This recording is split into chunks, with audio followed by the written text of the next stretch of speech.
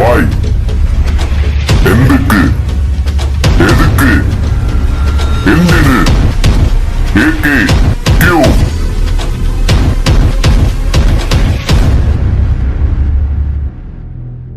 அன்பார்ந்த ஒய்மேன் சேனல் நேயர்களே, இன்று நாம் மார்க்சிஸ்ட் கம்யூனிஸ்ட் கட்சியினுடைய மாநில குழு உறுப்பினர் தோழர் ரமேஷ் பாபு அவர்களிடம் நேர்காண இருக்கிறோம்.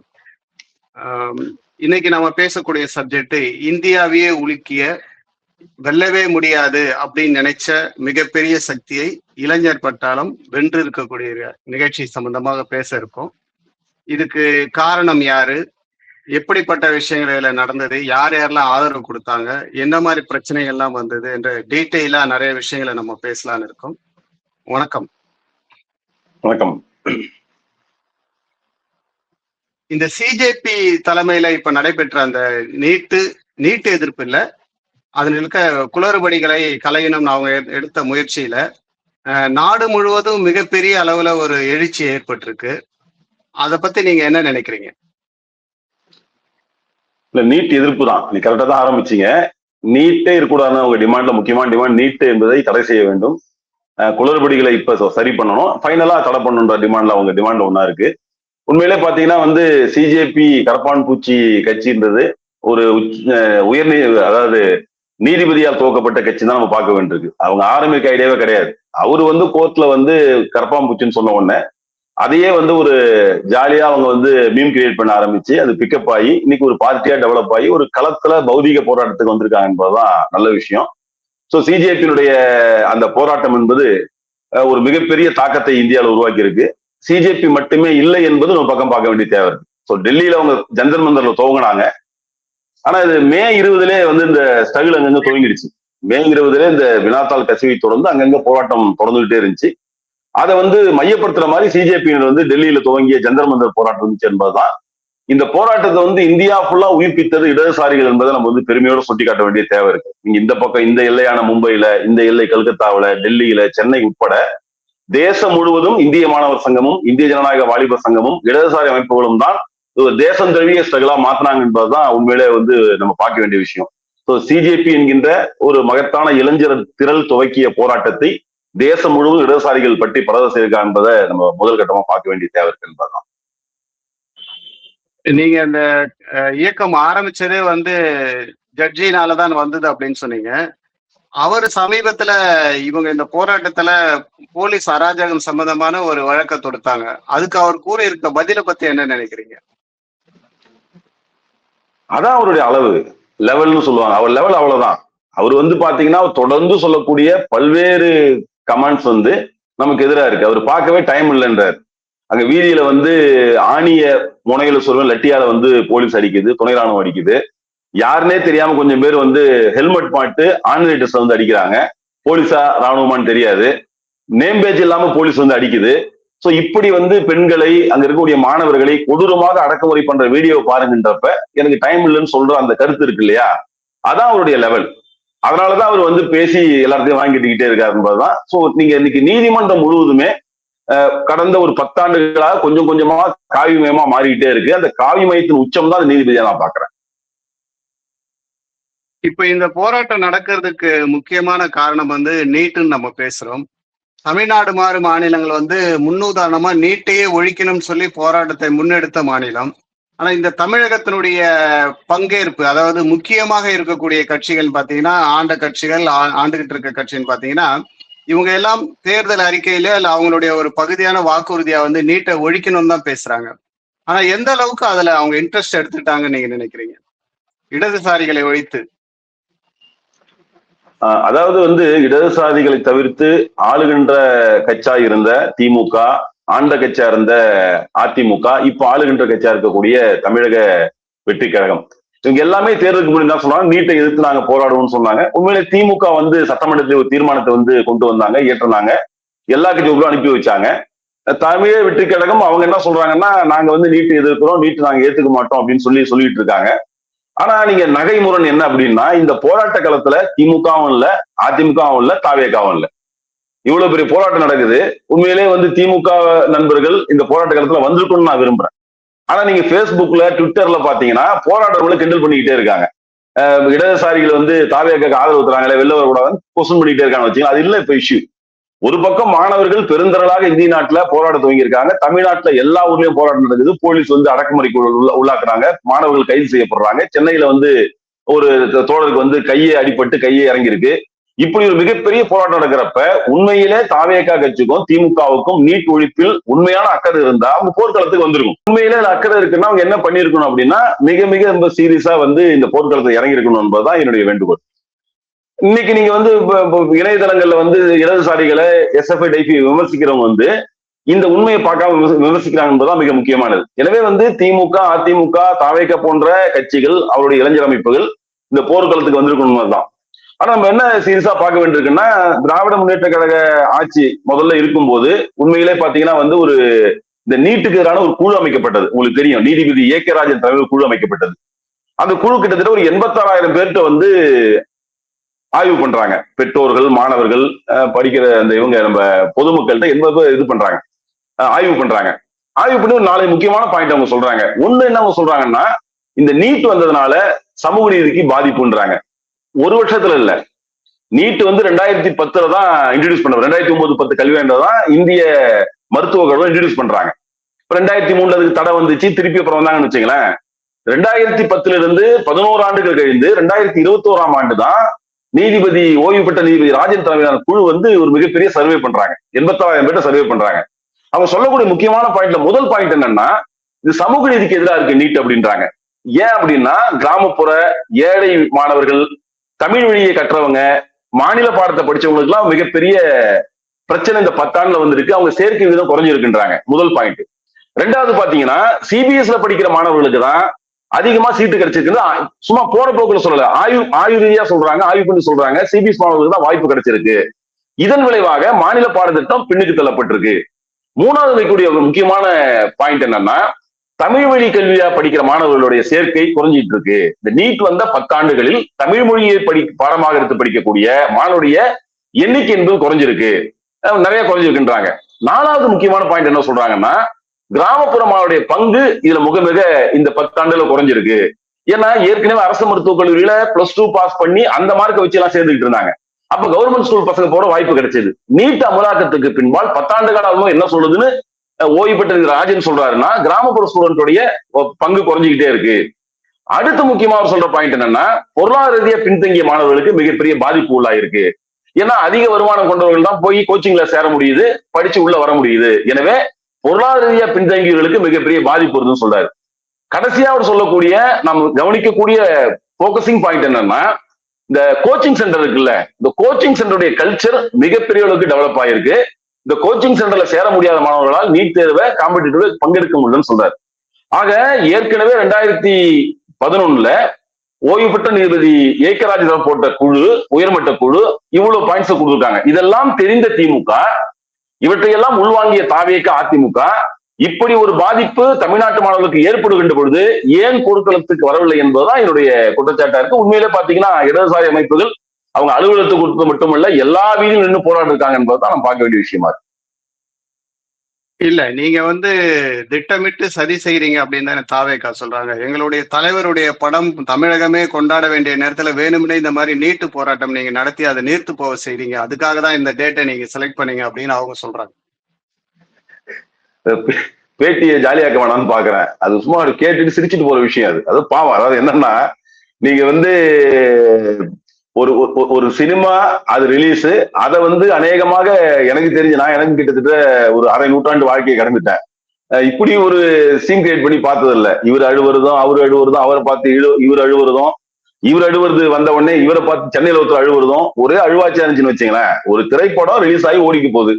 அந்த திரைப்படத்தை காலில் வந்து பாக்குறதுக்கு மந்திரிகள் போனாங்க வந்தாங்க என்பது எனக்கு என்ன ரொம்ப வருத்தம் என்னன்னா, ஒரு மிகப்பெரிய போராட்டம் நடக்குது, இளைஞர்கள் மண்டை உடைக்கப்படுது, பெண்கள் அவமானப்படுத்தப்படுறாங்க, அயோக்கியதனமான வேலைகளை அரசாங்கம் பண்ணிக்கிட்டே இருக்கு, மத்திய அரசாங்கம் பண்ணிக்கிட்டே இருக்கு. தமிழ்நாட்டுல மாணவர்கள் வீதியில போராடிக்கிட்டு இருக்காங்க.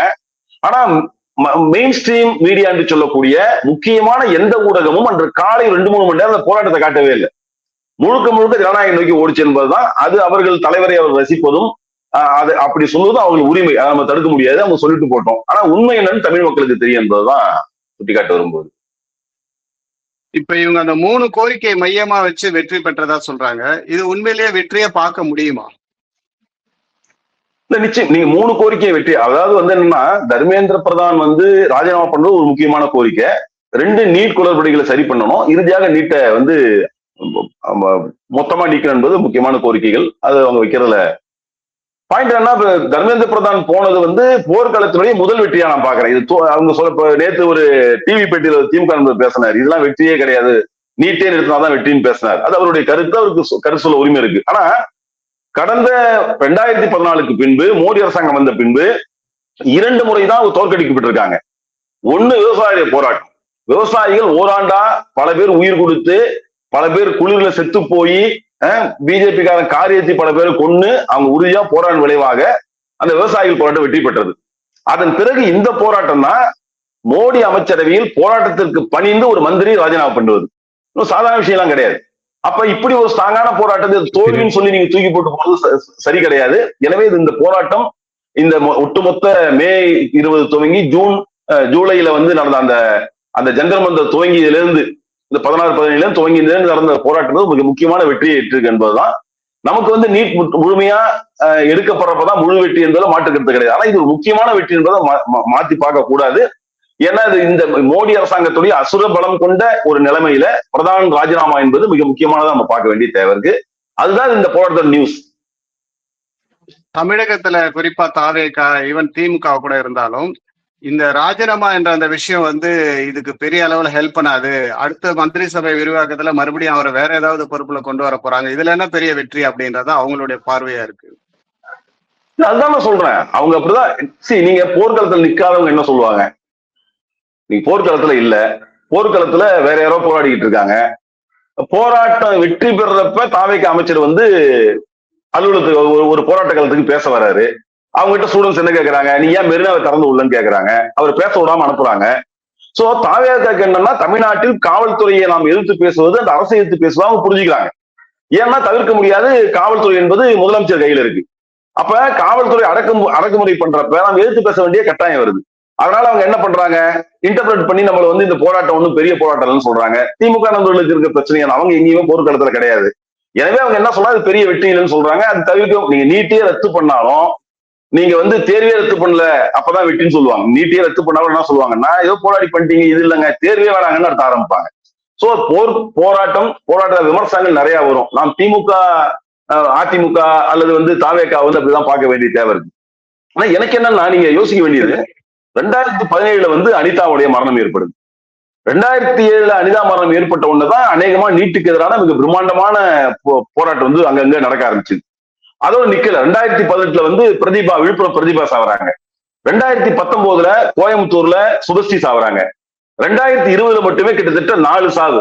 நீங்க பாத்தீங்கன்னா மதுரையில ஜோதிஸ்ரீ துர்கா, தர்மபுரில ஆதித்யா, நாமக்கல்ல மோத்திலால், அரியலூர்ல மோனிஷா. 2020 4 மரணம். நீங்க 21 பாத்தீங்கன்னா அநேகமாக சேலம் கனிமொழி, 25 இப்போ ஒரு 3 பேர். ஆக நீங்க 2017 துவங்கி தொடர்ந்து இந்த நீட்டுக்காக மன உளைச்சலால் மரணமடைந்த இந்த குழந்தைகள் இருக்காங்கல்ல, அதை பத்தி யாரும் பேச தயாரா இல்ல. இன்னொரு மிகப்பெரிய ஒரு கொஸ்டின் பேப்பர் வந்து கசியுது. வெறும் கொஸ்டின் பேப்பர் கசியறதா? அது ஓராண்டு கோச்சிங் சென்டர்ல பல லட்சம் கொடுத்து படித்த அந்த மாணவனும் மாணவியும் அவன் வாழ்க்கை இருக்கிறதா ஃபீல் பண்றான். அப்ப இத நீங்க பிரதானுடைய இதை நீங்க எங்கிருந்து பார்க்க வேண்டியிருக்குன்னா, மோடி அரசாங்கம் முதல்ல பொறுப்பே எடுத்துக்கல. நாங்க நடத்தலங்க தேர்வை, தனியார் அமைப்பு நடத்துதுன்னாங்க. அதான் ஃபர்ஸ்ட் அவங்க ஸ்டேட்மெண்ட். நாங்க நடத்தல, தனியார் நடத்துது. தனியார் அமைப்பு நடத்தக்கூடிய ஒரு தேர்வுல வினா கசிந்தால் அரசாங்கம் எப்படி பொறுப்பெடுத்துக்கும், பிரதான் எப்படி பொறுப்பாவான்னு கேட்டாங்க. இந்த வெற்றியை நீங்க எங்கிருந்து எவ்வளவு ஷார்ப்பா பார்க்க வேண்டியிருக்குன்னா, முதல்ல மோடி அரசாங்கம் அக்கௌண்ட் ஏத்துக்கவே இல்லை, அவங்க பொறுப்பு எடுத்துக்கவே இல்லை.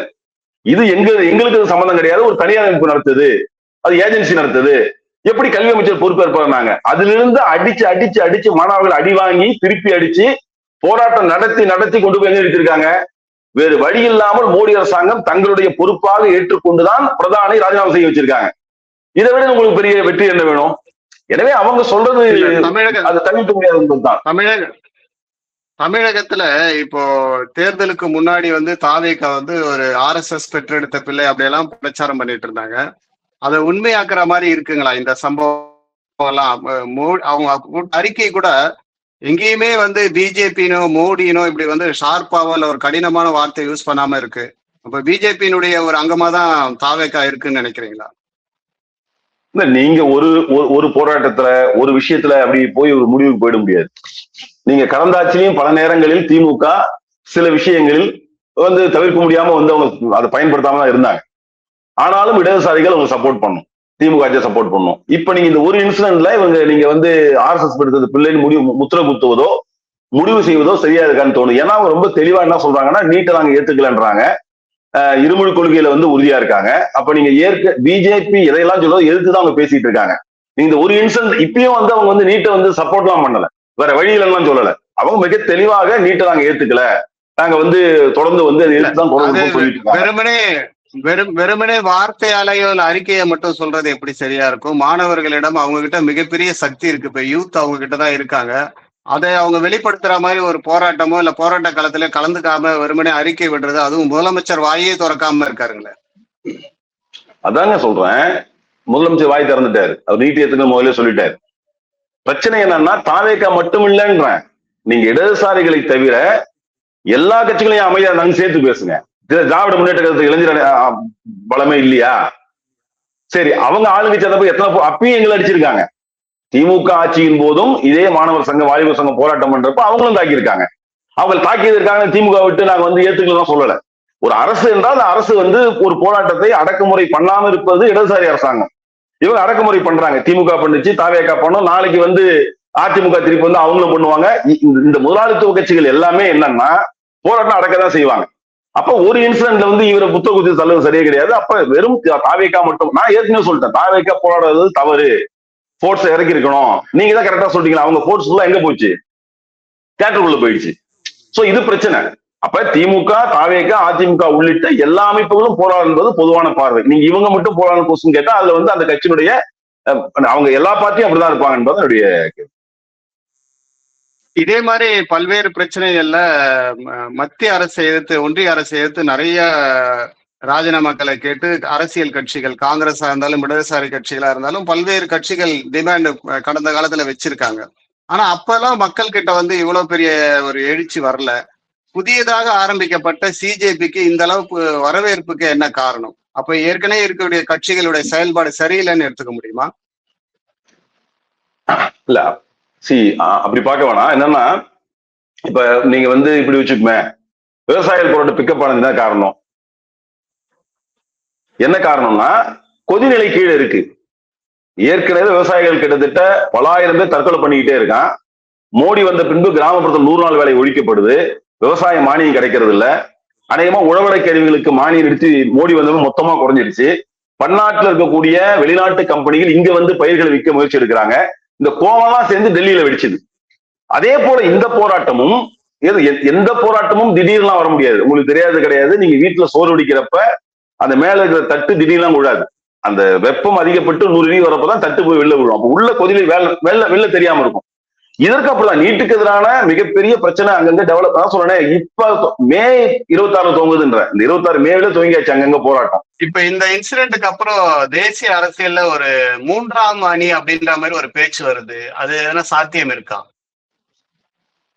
இல்ல அது வந்து இந்த மாதிரி சில காங்கிரஸ் பிஜேபி அல்லாத திமுக, சிஜேபி, மம்தா இந்த மாதிரி எல்லாரும் 3வது அணி வந்து வர்றதுக்கான வாய்ப்பு இருக்குன்னு தேசிய ஊடகங்கள்ல பேசப்படுது.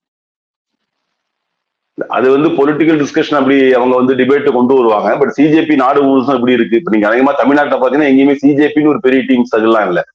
நீங்க மற்ற பல ஸ்டேட்லயும் அப்படிதான். அவங்க டெல்லி ஒட்டி சில பகுதியில வந்து அவங்க ஒரு மூவ்மெண்ட் எடுத்திருக்காங்க என்பதுதான். இன்னும் அவங்க வந்து கட்டமைப்பு இன்னும் உருவாக்கல. கட்டமைப்பு உருவாக்குறதுல இன்னும் பெருசு பொலிட்டிக்கலா வந்து உங்க நாடு முழுவதும் தழுவி போலன்றது முக்கியமான காரணம் இருக்கு.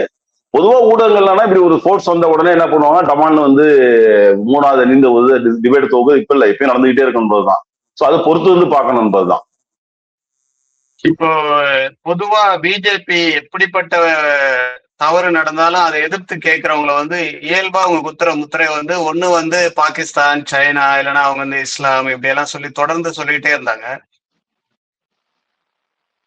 அப்படிப்பட்ட பிரச்சாரம் இனிமேல் எடுபடாதா இந்த போராட்டத்தினுடைய வெளிப்பாடு அப்படின்னு எடுத்துக்கலாமா? இல்ல பொதுவா பிஜேபி எப்பயுமே அப்படிதான். பிஜேபி RSS சங் பரிவார அமைப்புடைய வேலை எப்பயுமே என்னன்னா, இந்த மாதிரி ஒரு தேசம் தழுவிய போராட்டம் வச்சு ஒரு பெரிய போராட்டம் நடந்துச்சுன்னா அந்த போராட்டத்துக்கு பின்னாடி பாகிஸ்தான் இருக்குன்னுவாங்க, சீனா இருக்குன்னுவாங்க, உகாண்டா இருக்குன்னுவாங்க, இல்ல ஐநா, இப்படி ஃபுல்லா சொல்லிட்டே இருப்பாங்கன்னு வச்சுங்களேன். நீங்க அந்த பசங்களே பதில் சொல்றாங்க, நீங்க பாத்துருப்பீங்கன்னு நினைக்கிறேன். ஒரு பையன்ட்ட ஒரு இன்டர்வியூல போய் கேட்கறாங்க, உங்களுக்கு வெளிநாட்டுல இருந்து பணம் வருதான்னு. அந்த பையன் சொன்னா, ஆமாமா காலைல 40 ரூபா பாகிஸ்தான் கொடுத்தாங்க, காலைல டிஃபன் பண்ணிட்டேன், போறதுக்கு காசு வந்து நேபாள் அனுப்புவாங்கன்னு சொல்லி கிண்டல் பண்றாரு. பொதுவா அப்படி ஸ்ட்ரகிள்ஸ் வர்றப்ப, அது குறிப்பா பிஜேபி ஆட்சிக்கு எதிராக மிகப்பெரிய எழுச்சி வர்றப்ப அவங்க டிஃபால்ட்டா சில இதை வச்சு பதில்களை வச்சிருக்காங்க. என்ன சொல்லுவாங்க, இது வந்து இது பின்னாடி வந்து அந்நிய சதி இருக்கு, இது உள்ள இஸ்லாமிய தீவிர சொல்லிட்டே இருக்காங்க. இதன் நோக்கம் என்னன்னா, இந்த போராட்டத்தை, மோடிக்கு எதிரான போராட்டத்தை தேசத்துக்கு எதிரான போராட்டமா திசை திருப்பது. அதுதான் அவங்களுக்கு அடிப்படையான நோக்கம். மோடியை நீங்க கேள்வி கேட்டா தேசத்தை கேள்வி கேட்கறதா திருப்பி விடுவாங்க. சரி, நான் கேட்கறேன், இப்ப ராமர் கோவில்ல கொள்ளடிச்சு மாட்டிருக்கானுவ, ராமர் கோவில் பிரதிஷ்டைக்கு போனது யாரு? பிரதமர் மோடி தான். அது பதில் சொல்ல மாதிரி. இப்ப இன்னைக்கு சொல்றாங்க மோடிக்கு அதுக்கு சம்பந்தம் கிடையாது, அது ஒரு குழு நடத்துதுன்றாங்க. அப்ப மோடி அல்லது மோடி கூட்டம் RSS கூட்டம் மாட்டனா அவங்க அதுல தப்பி போதும். மோடியை நோக்கி கேள்வி கேட்டா அந்த கேள்வி தேசத்துக்கு எதிரான கேள்வியாக வடிவமைக்கப்படுவதும் கட்டமைக்கப்படுவதும் தொடர்ந்து அவங்க செய்யக்கூடிய ஒரு மிகப்பெரிய திருட்டு வேலை. அதுதான் இதுலயும் பண்றாங்க. விவசாய போராட்டத்துல என்ன சொன்னாங்க, விவசாய போராட்டத்துல என்ன சொன்னாங்க, இப்ப நீட்டு பிரச்சனை இந்த அளவுக்கு இந்தியால வலுவெடுத்து மிகப்பெரிய பிரச்சனையா மாறி இருக்கு. அதுல திமுக வந்து போன தடவை எலெக்ஷன்ல சொன்னாங்க, நாங்க வந்து அதனுடைய ரகசியம் எங்ககிட்ட இருக்கு, அதை ரத்து செய்யறதுக்கு எங்களால முடியும் அப்படின்னு அவங்க வாக்குறுதி ஒண்ணு கொடுத்திருந்தாங்க. இப்ப தாவேகாவும் நீட்டுக்கு எதிராக தான் இருக்கு. ஆனா இவங்க யாருமே உண்மையிலேயே அதை வந்து நீட்டை ரத்து செய்வதற்கு என்ன வேணும்னு ஒரு திட்டம் எதுவுமே அவங்க கையில இருக்க மாதிரி தெரியல. எல்லாம் வந்து நீட்டை எதிர்க்கிறோம் அப்படின்ற மாதிரி மட்டும்தானே இருக்கு. அவங்க சொல்ல மாட்டாங்க, இவங்களும் எதுவும் சொல்ல மாட்டாங்க. அதுதான் திமுக அந்த ரகசியத்தை சொல்ல மாட்டோம்னு அடமுடிச்சிட்டு இருக்காங்க. சொன்னா பயன்படுத்தலாம், அந்த ரகசியத்தை சொல்ல மாட்டாங்க. தாவேகா இப்பதான் கவர்மெண்ட் வந்திருக்கு, ஒரு 2 மாசம் ஆகுது. அவங்களுக்கு இதெல்லாம் கை வரத்தே கொஞ்ச நாள் ஆகும். பட் ஒரு அரசாங்கம் நிலைப்பாடு அடிப்படையில் அவங்க சொல்லிட்டாங்க, நாங்க நீட்டை எதிர்க்கணும்னு சொல்லிட்டாங்க. அந்த அடிப்படையில் வந்து வரவேற்கலாம். நீங்க தாவேகா அரசாங்கம் நீட்டை எதிர்ப்பு, ஏன்னா ஒரு கவர்மெண்ட் வந்து நான் நீட்டை ஏத்துக்க மாட்டேன்னு சொல்றது முக்கியமானது. அது வந்து நம்ம புறந்தள்ளி பார்க்க முடியாது. அவங்களும் அங்க எதிர்த்து போராடணும்னு சொல்லிருக்காங்க. வர்ற 5ஆம் தேதி சட்டமன்றம் கூட போகுது, அதுல ஏதாவது தீர்மானம் ஏற்றாங்களான்னு பார்ப்போம், மத்திய அரசு வகிட்டாங்க பார்ப்போம்ன்றதுதான் அடிப்படையான விஷயம். ஆனா இதெல்லாம் தாண்டி நீங்க இவங்க யாரு வந்தாலும் ஒரு அடிப்படையான கேள்வி இருக்கு. நீங்க இந்திய நாடு விடுதலை பெற்ற போது மத்திய மாநில அரசாங்கத்துக்கான பங்கு வரமுறையை தீர்மானிக்கிறாங்க. அப்படின்னா சில துறைகளை சென்ட்ரல் கவர்மெண்ட் பொது மத்திய அரசாங்கத்துடைய பட்டியலில் வைக்கிறாங்க, சில துறைகளை மாநில அரசாங்க பட்டியலுக்கு கொண்டு வராங்க, சிலதை பொதுவாக்கிறாங்க. கல்வி என்பது மாநில பட்டியல தான் இருக்கணும் என்பது நம்முடைய கோரிக்கை இருந்துச்சு ஏற்கனவே. மாநில பட்டியல் இருக்கிற கல்வியை கொஞ்சம் கொஞ்சமாக மோடி அரசாங்கம் மத்திய பட்டியல் கொண்டு போய் பொதுப்பட்டியல் கொண்டு வந்து மத்திய பட்டியல் பார்க்க முயற்சி எடுக்கிறாங்க. சோ இந்த அரசாங்கங்கள் திமுக தாவேகா என்ன பண்ண வேண்டியிருக்குன்னா, கல்வி என்பது மாநில பட்டியலில் தொடர்ந்து இருக்க வேண்டும் என்ற விஷயத்தை முதல்ல வலியுறுத்தினாதான் இதற்கான சிக்கல்களை தீர்க்க முடியும். சோ அந்த இடத்துக்கு இவங்க எல்லாம் போகணும் போதுதான் நம்முடைய வேண்டுகோள். நீங்க கல்வியை மாநில பட்டியலை வைத்து கல்வி குறித்த எல்லா உரிமைகளும் இல்ல, இவங்க பேசும்போது மாநில பட்டியல்ல கல்வி வரணும்னு சொல்றாங்க, அதே மாதிரி நீட்டை வந்து எதிர்க்கிறாங்க. மும்மொழி கொள்கை இருமொழி கொள்கையிலயும் அவங்களுடைய ஸ்டாண்ட சொல்றாங்க, இருமொழி கொள்கை தான் சொல்லிட்டு. ஆனா நடைமுறையில பார்க்கும்போது இந்த மும்மொழி கொள்கையை ஏத்துக்கக்கூடிய அல்லது நீட்டுக்கு ஆதரவா இருக்கிற மாதிரியான CBSE மாதிரி ஸ்கூல்ல வந்து ஆயிரக்கணக்கில் பர்மிஷன் கொடுக்குறாங்க, அரசு பள்ளிகளை மூடிக்கிட்டே போறாங்களே. இப்ப தாவேகா அரசும் அதுதானே செய்யுது. அதுதான் நீங்க வந்து அதான் நீங்க அடிப்படையில் வந்து தாவேகா திமுக அதிமுக கட்சிகளை எப்படி புரிஞ்சுக்க வேண்டியிருக்குன்னா, இது எல்லாமே ஒரு பிரதேசத்தை சார்ந்த முதலாளித்துவ கட்சிகள் தான். நீங்க இவங்க எல்லாம் இடதுசாரி அரசோ அல்லது கம்யூனிஸ்ட் அரசாங்கமோ கிடையாது. இவர்கள் எல்லாமே பிரதேசத்தில் இருக்கக்கூடிய முதலாளிகளுக்கு இசைவுக்கு உட்பட்ட ஆட்சிகள் தான். திமுக இருக்கலாம், அதிமுக இந்த எல்லா கட்சிகளுமே தனியார் பள்ளிகளை தடுக்க மாட்டாங்க. நீங்க வந்து மத்திய அரசாங்கமும் மாநில அரசாங்கமும் இந்த விஷயத்துல ரொம்ப தெளிவா இருக்காங்க. இந்திய நாடு முழுவதும் பள்ளிகளுக்கு அரசு பள்ளிகள் மூடப்பட்டு கொண்டே இருக்கிறது, இனியும் மூடப்படும். ஒட்டுமொத்தமா அவங்க என்னன்னா, இந்திய நாட்டில் இருக்கக்கூடிய முதலாளிகளுக்கான அரசாங்கங்கள் என்பதை நீங்க வந்து கன்வின்ஸ் ஆனாதான் இதை புரிஞ்சுக்கவே முடியும். அப்ப இவங்க ஏதோ தாவேகா திடீர் வந்தனால பெரிய புரட்சிகர மாற்றத்தை உருவாக்கான்ற நம்பிக்கை நமக்கு கிடையாது. இருப்பதில் நல்லாட்சி கொடுக்கறதுக்கான ஒரு போராட்டத்தை இடதுசாரி நடத்தி கொண்டே இருக்கும்போது அடிப்படையான விஷயம். எனவே திமுகவோ அதிமுகவோ தாவேகாவோ எல்லோருமே தனியார் விஷயத்துல ரொம்ப தெளிவா இருப்பாங்க என்பதுதான் நீங்க இன்னும் வரக்கூடிய நாள்ல பாப்பீங்க. நீங்க வந்து தனியார் உதாரணத்துக்கு திமுக ஆட்சியில வந்து மருத்துவமனைகளில் பணியில இருக்கக்கூடிய வந்து தூய்மை பணியாளர் வந்து தனியார்ட்ட வந்து கொடுத்தாங்க. அப்ப வந்து தாவேகா அமைச்சர்லாம் வந்து பார்த்து பயங்கரமா பேசிட்டு போனாங்க. இவங்க வந்து என்ன பண்ணாங்க, எல்லா மாநகராட்சியிலையும் தூய்மை பணியை தனியார் கொடுப்போம்னு சொன்னாங்க. இடதுசாரிகள் போராட்டம் பண்ணி நிறுத்தணும். சோ இந்த எல்லா கட்சிகளும் இந்த விஷயத்துல ஒண்ணு என்பதை புரிஞ்சுக்க வேண்டிய தேவை இருக்கு என்பதுதான். தேச விடுதலை காலத்துல இருந்து இந்த அளவுக்கு எல்லா விஷயங்களையும் இடதுசாரி கட்சிகள் வந்து மிகப்பெரிய போராட்டங்களை தியாகங்களையும் சந்தித்த கட்சி.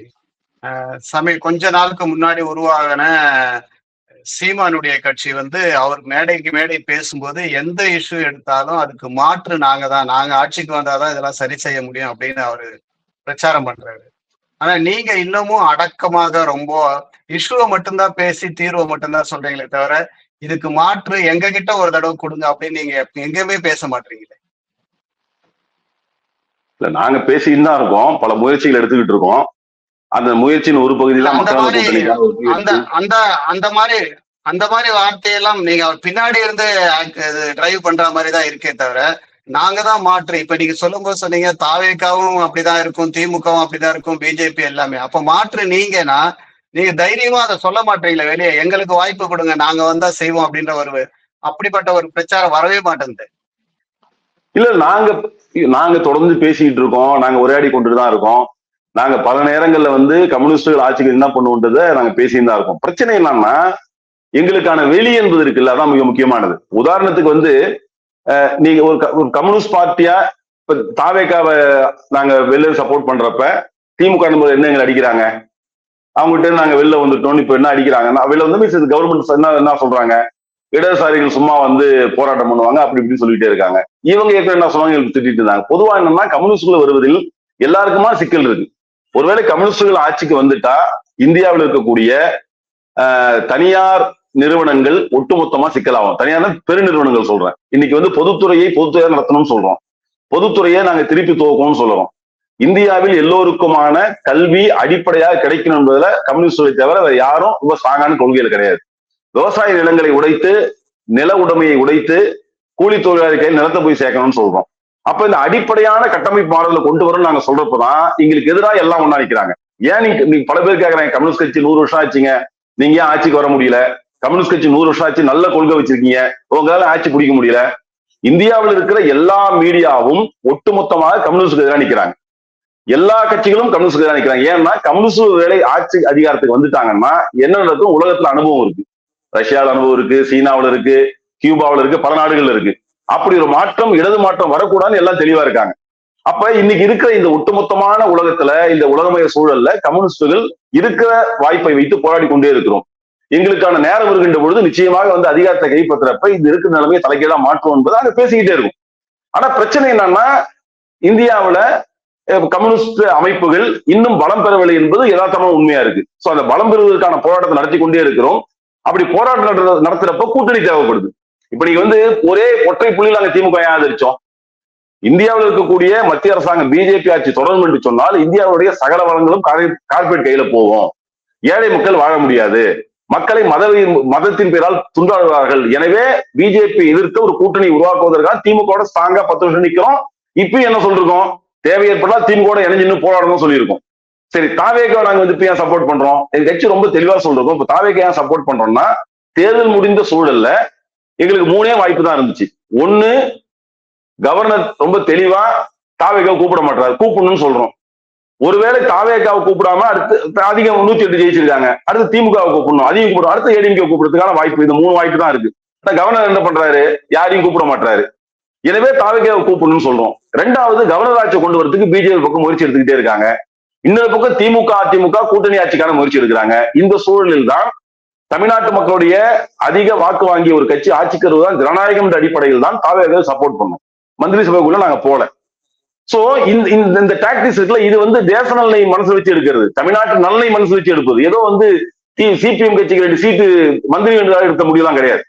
சோ எங்கள் முடிவு தெளிவானது, தமிழ்நாட்டில் மக்கள் கொடுத்திருக்கிற தீர்ப்பை மதிக்க வேண்டும், இந்த ஜனநாயகத்தை பாதுகாக்க வேண்டும், பிஜேபி கொள்ளைப்பிரிவு ஆட்சி வரக்கூடாது அடிப்படையில் தான் தாவேகாவை சப்போர்ட் பண்ணும். அப்ப எங்கள் பலத்தை வைத்துக் கொண்டு என்ன செய்யணும் செஞ்சுக்கிட்டே இருக்கும். காலம் கணிந்து கம்யூனிஸ்டுகள் மிகப்பெரிய சக்தி பெற்று ஆட்சி பிடிக்கின்ற பொழுது இப்போது நாங்கள் சொல்கின்ற எல்லா மாற்றத்தையும் உருவாக்கும் என்பதுதான். நீட்டு ஒழிப்பது மட்டுமல்ல, கல்வியை ஒட்டுமொத்தமாக அரசின் கையில் எடுப்போம். இந்த இந்தியாவில் பிறக்கிற ஒவ்வொரு மாணவனுக்கும் கட்டணமில்லாத அடிப்படையான கல்வியை கொடுப்பதுதான் கம்யூனிஸ்டுடைய நோக்கம்.